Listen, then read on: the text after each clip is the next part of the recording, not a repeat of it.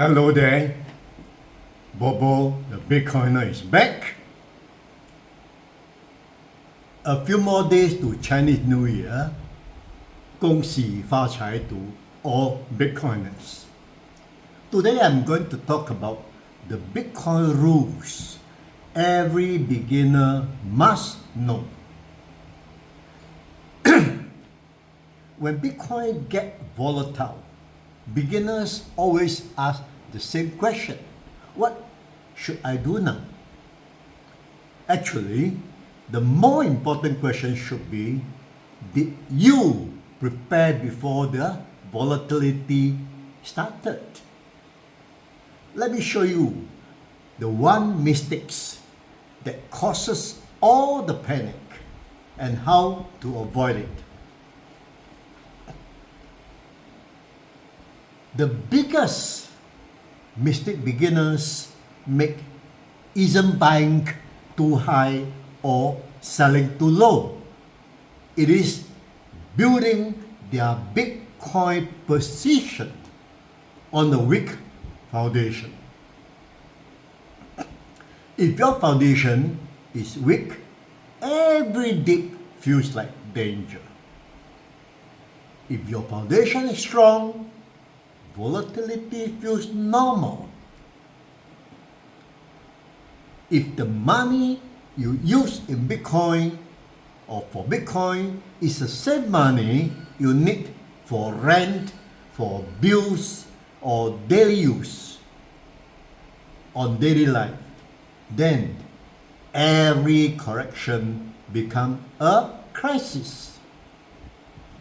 So, only invest with money you can spare, because spare cash equals to calm mind.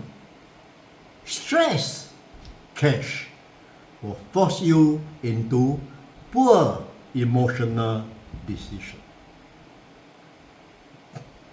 Borrowing to buy Bitcoin is the fastest way to destroy your self-confidence, because loan add pressure, deadlines, fear, panic. Bitcoin has no deadline, only debt has. And that mismatch crushes beginners. If you put too much of your net worth into Bitcoin too quickly, your emotion will control you. A healthy position is one you can sleep with. If you can't sleep, the position is too big. Most beginners try to time the market. They wait for the perfect dip. They chase the perfect entry.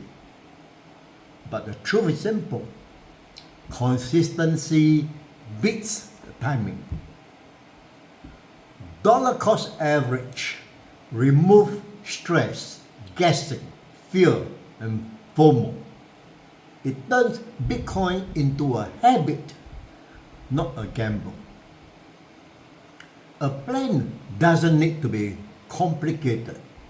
It is as simple as buying a fixed amount regularly. Alright, never borrow, never overcommit, hold long term, and ignore the noise. When you have a plan, volatility becomes background noise. Checking the chart every 10 minutes doesn't make you smarter. It makes you anxious. And smart Bitcoiners check less, think long term, and focus on life, not on price. Your mental health is your strategy. If you have broken any of these rules, don't worry, every beginner has anyway, right? What matters is learning from it. Volatility isn't a problem.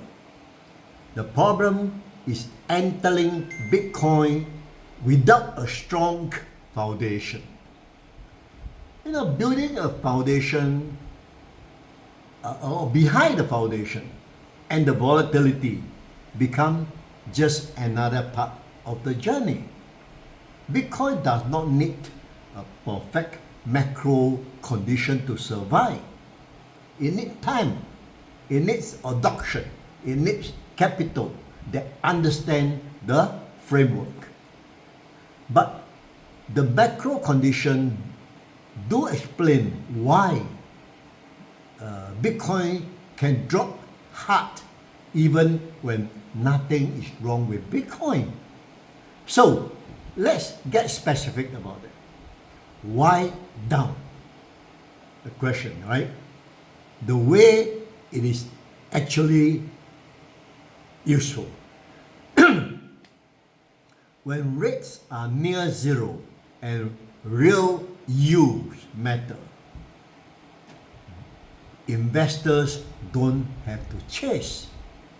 That reduces the marginal demand for the riskiest asset. Bitcoin still perceived as high volatility as it gets hit during a risk reduction. When the market gets stressed, leverage unwind. This part is critical. Leverage is like oxygen in bull market. It is also the thing that turns a normal decline into a waterfall.